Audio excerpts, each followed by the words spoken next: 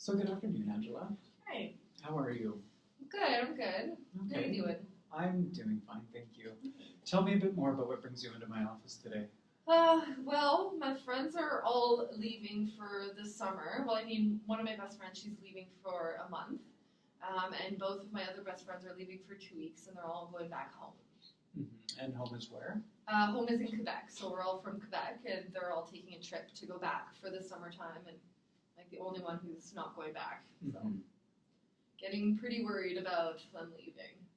Okay. Tell me what makes you worried about them leaving. Well, I guess I've been having a really hard time with being alone, and knowing that they're leaving. Like I feel like my, support system is being pulled out from under me. So I'm just kind of starting to feel worried about having to deal with being alone while they're gone. Okay. There seems to be a lot of concern around being alone. Is that something that you've dealt with before? No, not necessarily. I guess it's pretty brand new. I've been struggling, with being alone lately because I've been living on my own now for about a month. I've never lived on my own before. And I guess it's also kind of following a breakup as well, like the reason I'm living alone right now. Okay. Yeah. So tell me a bit more about that breakup and how you think it might be contributing. Well, I have never had to live alone, and now I'm living alone as a product of our breakup, my ex-boyfriend's breakup. I was previously actually living with my friends before I moved in with him, and now we lived together for maybe 4 to 5 months, and broke up, and it was not a good breakup. It was very messy, and now as a product of that, I'm living alone, and I don't know, I'm just really struggling with being alone, or like being okay with being alone. Okay. And I feel like I am worried about getting caught up in my own head and doing things that I know I shouldn't be doing. Okay. So I want to do a bit of a recap here. Your friends are leaving for Quebec for an extended period of time. And you're also dealing with the aftermath of a breakup. And these two things are kind of combining. And you're worried about being alone for the first time, away from both this relationship and your support system, your friends. Yeah, exactly. Lately, when I'm alone, I mean, I've been falling into the habit of seeing my ex-boyfriend again. And I just am worried that I'm going to get even deeper into that habit when my friends leave. Because now, while they're here, I'm able to just feel like, I'm just going to go and see my friends and not go and see him. Yeah. So do your friends kind of play like a moderating role where they kind of actively prevent you from going to see your boyfriend? Or are you just more aware of your actions in going to see him while they're around? I think I'm just more aware of going to see him while they're around. Because also, they don't like him. Okay. They don't think we should still be seeing each other. And so when they're around, they're always kind of like, let's do something, or I have the option to go and see them and kind of use that as a way a tool to maybe not fall into habits of going to see my ex-boyfriend. Something to occupy yourself.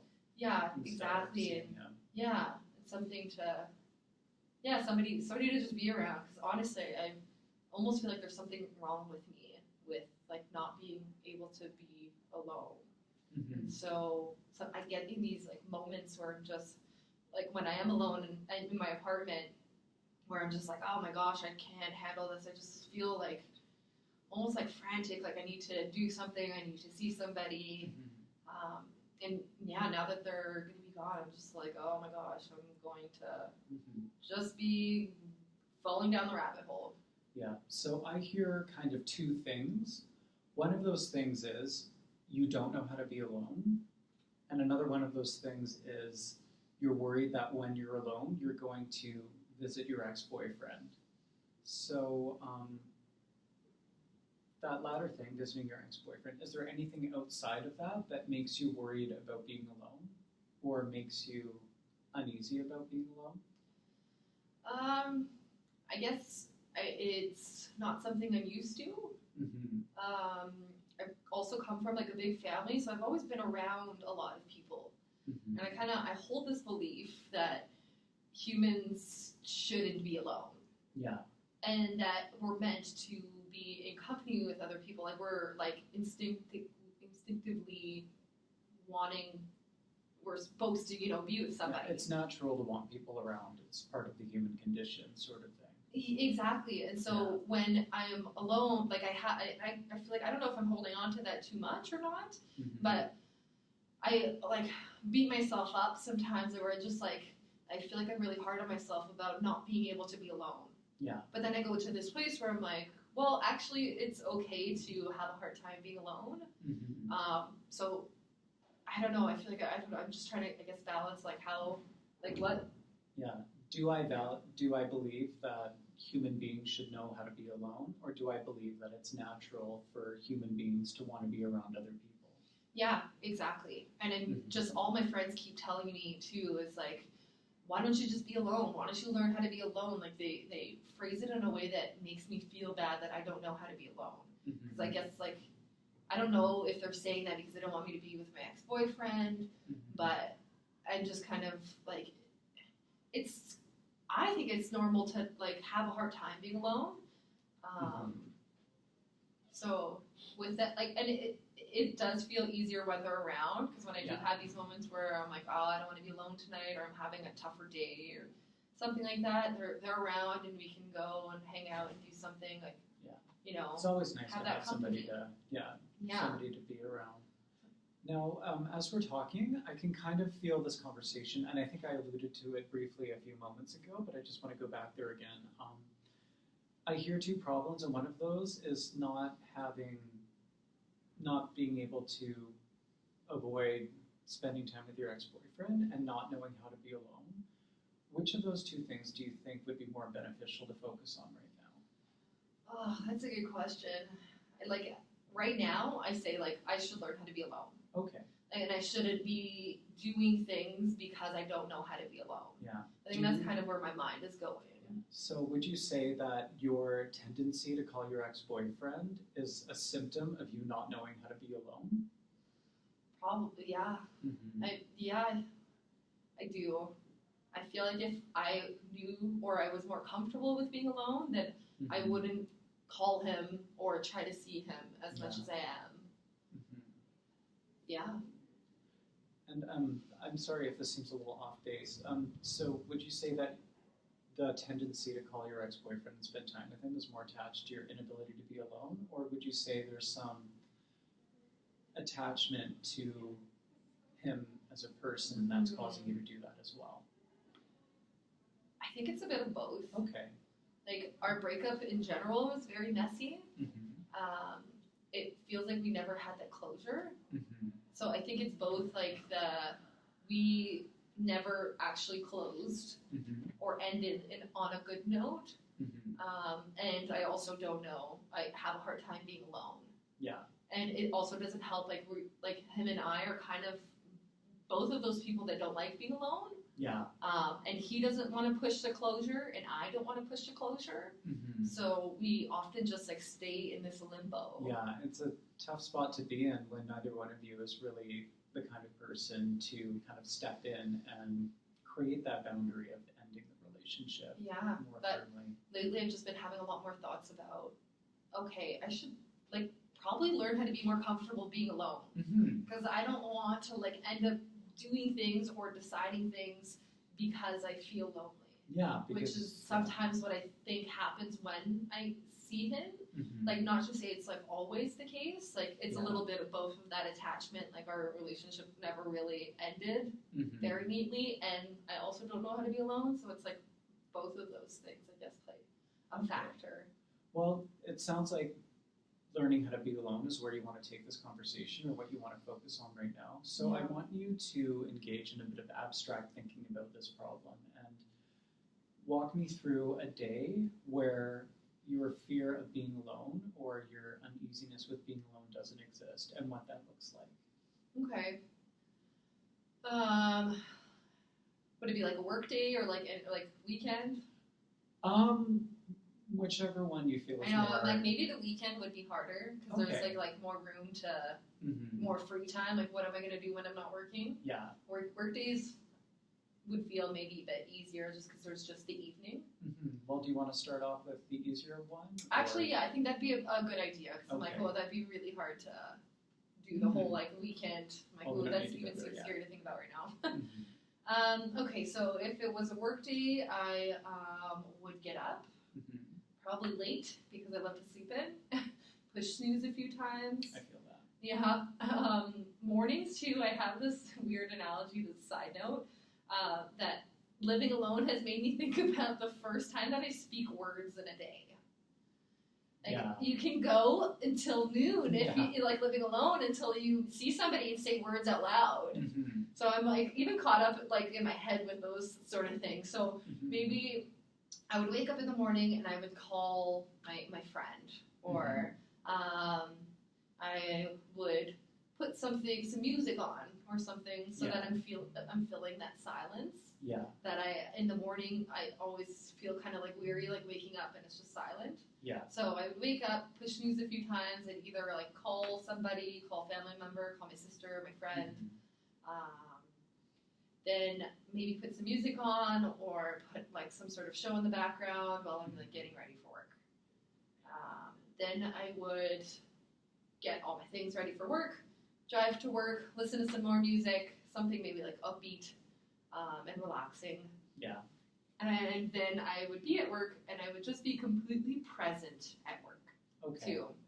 It's something that I find I always have a hard time because I'm always wondering what my ex-boyfriend is doing. Yeah. Who is he with? Is he going to text me? My phone is such a distraction.